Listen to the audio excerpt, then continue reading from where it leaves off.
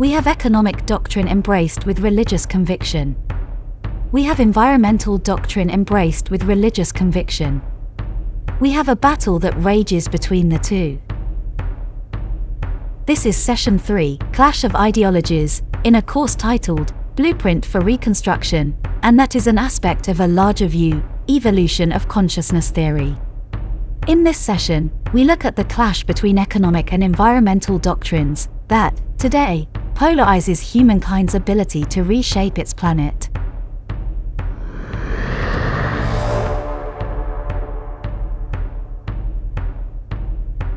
The Earth's landscape consists of 4 major divisions. There are large tracts of wilderness land, areas where ecosystems function much as they have for millennia. Untouched land remains in Alaska, Siberia, the Himalayas, the Canadian Northwest Territories, the outback regions of Australia, and the rainforests of Africa and South America.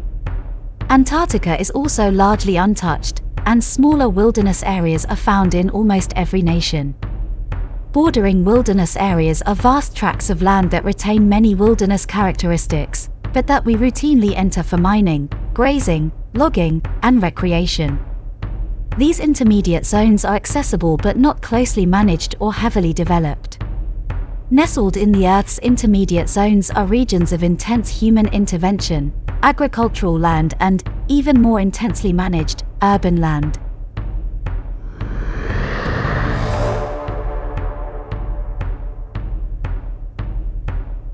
To understand humankind's role in shaping the landscape, we need to revisit an idea highlighted in our course on economics of fulfillment, the concept of nature.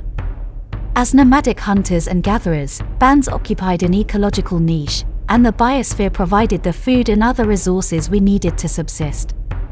Humankind's move from a nomadic way of life to an urban way of life broke this relationship. Urbanization brought scarcity. It also brought the notion that humanity is separate from, and at times in opposition, to the natural world, the concept of nature. The notion that humankind is distinct from the world it inhabits underlies contemporary economic and environmental doctrine.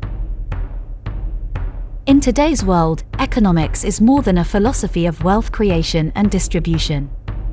It is more than mechanisms through which the production and exchange of goods and services takes place. Money is at the heart of our lives, that which we live to obtain. We embrace contemporary economic theories with blind devotion. Economics is a dogma, a canon, a doctrine. Socialistic, capitalistic, we worship at the altar of the global economic machine. To us today, economics is a religion.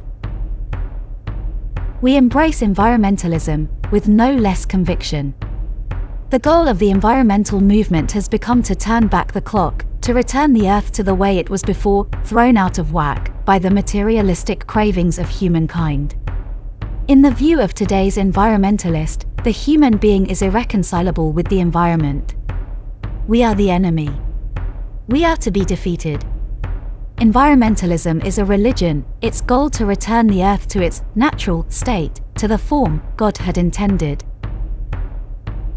On one end of the ideological spectrum, we have factions driven by a philosophy of profit and exploitation, embraced with religious conviction. On the other end, we have factions driven by a philosophy of restoration and conservation, embraced with religious conviction. In this atmosphere of ideological polarity, conflict is inevitable.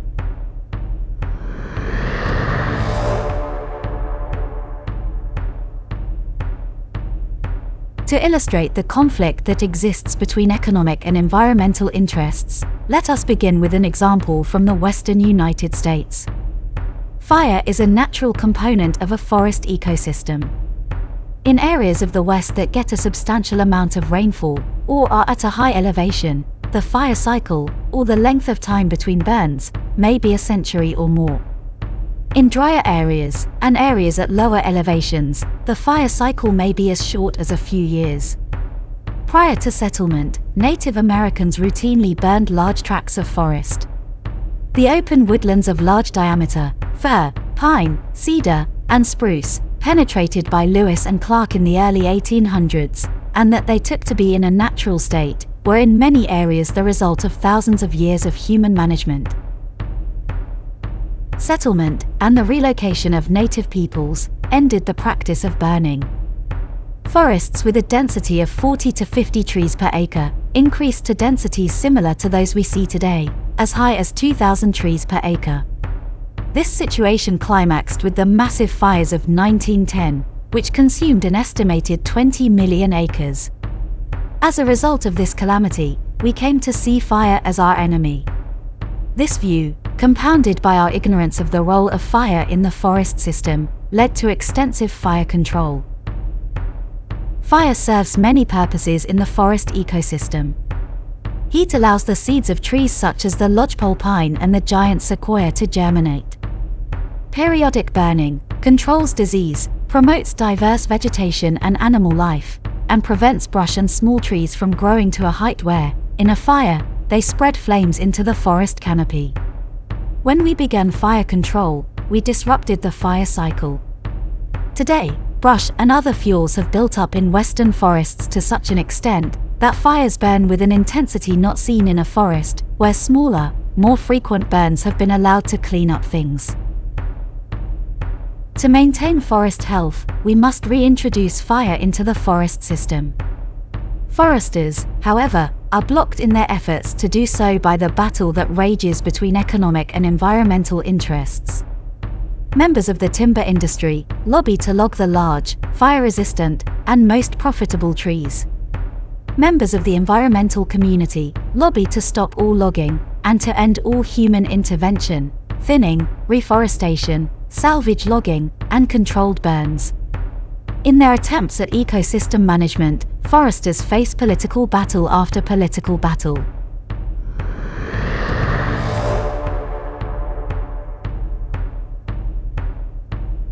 A similar situation exists in the management of our urban landscape. For the most part, today's cities are geographically dispersed. Population density is low and spread over a large geographical area. This uniformity creates a situation where the individual has no clear way to get from one center of human activity in the city to another, such that centers of human activity exist. Modern urban design incorporates a dispersed transportation system. We travel directly from any one geographical location to any other geographical location. Moreover, the primary tool of transport is most often the automobile. Given the difficulty to move from any one geographical location to any other geographical location, and the reliance on the automobile this necessitates, attempts have been made to improve urban design. Government imposes land use and environmental policy in two predominant ways. First, it sets mandates and standards, or applies methods of direct regulation. How many parts per million of a pollutant is allowed in the effluent from a factory? How many parts per million of a particulate is allowed in the exhaust from a diesel engine? Mandates and standards form the basis of the labyrinth of environmental regulation every business in the developed world faces. Second, government controls the cost and availability of goods and services, or manipulates the market. In the 1970s, it was a widely held belief that environmental and land use problems were the result of an improperly functioning economy. Specifically, economists felt that supply and demand did not assign the correct price to commodities. Gasoline, for example, should not be priced based on the cost of crude oil, the cost of refining, available reserves, and consumer demand, but should include the cost of wildlife habitat lost to roads and oil facilities, and the cost of cancer, emphysema, and decreased quality of life caused by air pollution. If government added these costs to the price of gasoline by imposing a fee or tax, gasoline would be more expensive. Demand would drop. We would drive less, and the automobile would have less environmental impact. No consideration, of course, to the impact high energy costs would have on our lives. The urban planners of today have fallen into a trap. They manage a dispersed, automobile-based urban environment and have, by way of fees, taxes, and mandates, attempted to restructure this environment in a way where we are less dependent on the car. The result of our methods of direct regulation and market intervention, however, has been a dysfunctional automobile-based urban environment, the snarl of clogged roads many of us face every day. We have created an automobile-based urban environment where it has become harder and harder to get around by car, but where public transit may offer no practical alternative. How, in a usable way, can we link every geographical area to every other geographical area by light rail?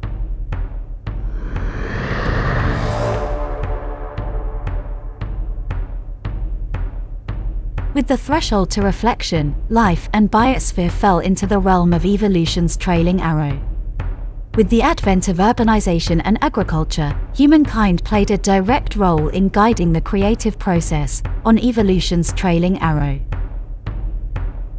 As architects of the future, our role is not to exploit the earth. It is not to blindly harness whatever resource generates the greatest monetary gain. Neither is it our role to set back the clock and return the Earth to a past evolutionary level, to an imagined state of environmental correctness. Our objective is to manage the biosphere's devolution, to meet our needs as evolving beings in an evolving universe. To engineer the landscape of tomorrow, we must move beyond the concept of nature and elevate ourselves to a new relationship with the Earth. Humankind is inseparable from its planet. We must take as our own the power to restructure the Earth's urban and ecological infrastructure. We must embrace and take command of evolution's trailing arrow.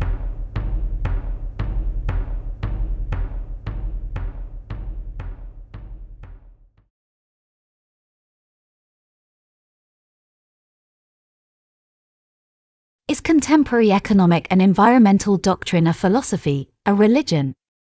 From the standpoint of the creative process, what does the concept of evolution's trailing arrow represent?